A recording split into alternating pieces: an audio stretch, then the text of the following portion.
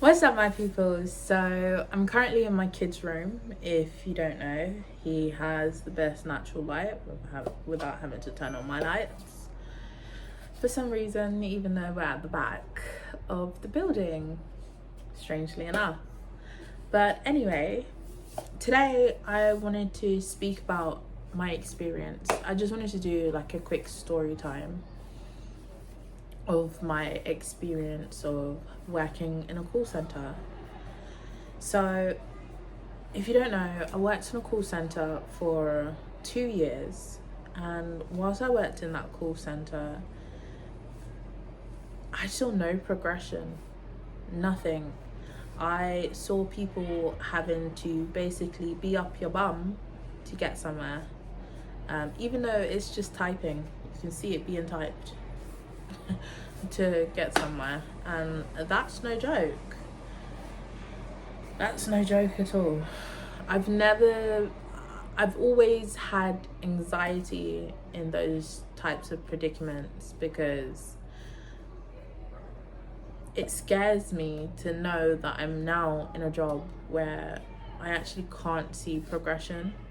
And if you want progression, you have to be super chummy in regards to your TL's personal life. And that should never get you somewhere. That should never be the reason why you get somewhere either. But it seems like it is for some strange reason. Now, things that I really disliked of working in a call center, let me just fix that because that's kind of annoying. I suppose the camera's too heavy. But things that I didn't enjoy whilst working at that call center was, let's say you go on annual leave and you have to reset your password every 3 months. Yeah. Now, they will automatically reset your password after 45 days. They would randomly change when they reset your password, and they have full reign to do it and not tell you. And then it takes a whole hour for them to get your password changed, even though you didn't get a prompt to change your password. You wasn't notified you needed to change your password, nor was you notified that the timescale for password resets have changed. You would get unpaid time for a whole hour because it would always take an hour to be done. That is what really, really annoys me about working at this call center, because it would be a constant thing they would do. Or they'll say to you that you need to ask your customers their personal life, their personal business, their personal experiences. And you know what? If I'm fully invested in something, I would do it. But under the basis where I'm actually looking at the Forex exchange market whilst talking to you, I'm sorry, I can't do it. My brain is too focused on bettering my child and myself's future to pry into somebody else's life who is literally just calling to fix an issue with their network. And I don't think they appreciated the fact that I would just stick on topic. You're calling about this, okay, I'll speak to you about this. I'm not prying further, because if I pry further, I'm gonna be distracted, I'm gonna miss entries. Like, I've missed entries for somebody just calling and screaming, shouting, I want this done, I want it done like this, I want my money back. And then they start being abusive. I hang up the call. They say you're not allowed to hang up the call. You must report it as an abusive caller and stay on the call until somebody gets onto the call. I'm not saying on that call's getting ended. That call is getting ended. That's another thing I just couldn't stand whilst working there. Why would I, in the real world, if somebody's screaming and shouting in your face, you're gonna do one or two things. You're either going to retaliate by hitting them, or you're going to walk away. That's it. You're going to do one or two things. Because firstly, why are you screaming in my face? Like, secondly, why do you have the time to do this? Just go away.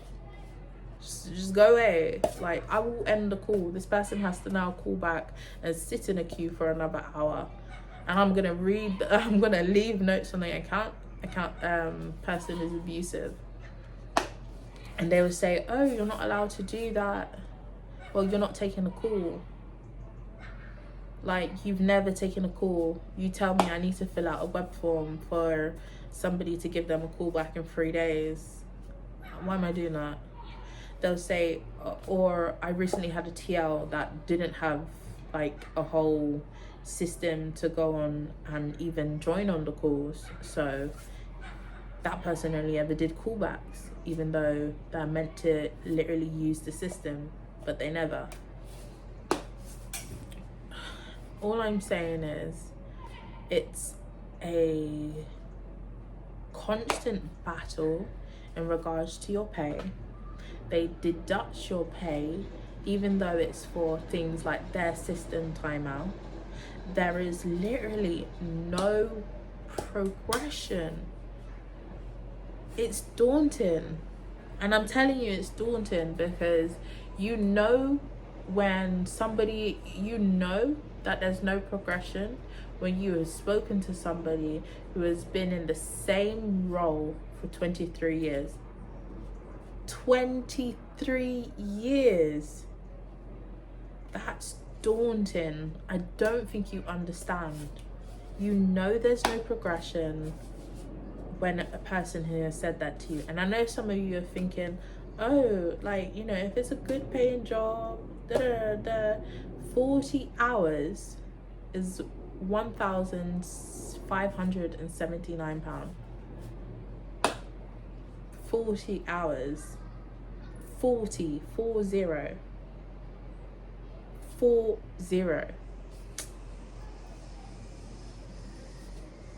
I don't think you guys really understand that.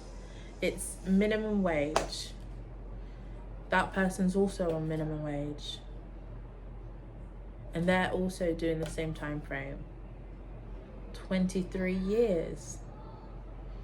Your company can't fire you. That's a prop, I suppose. 23 years. Your pension isn't that good either. It's like £1,000. It's £1,000 a year. So what, £23,000 in your pension? Guys, I'm telling you now, it's daunting to even know that you're in one of those jobs and there is no progression there. For me personally, it was like that. I need progression. I need to know that I can go on to do something else whilst doing this. I need to know. I need to have that belief in a job. Do you agree? Like, I need to have that belief in a job that this is how it goes. There is growth here. And if there's not, then I don't want to be there. I'm not going to give you my all. I'm not. I'm going to focus on doing something else so I can give my all to that. That's what I'm going to do.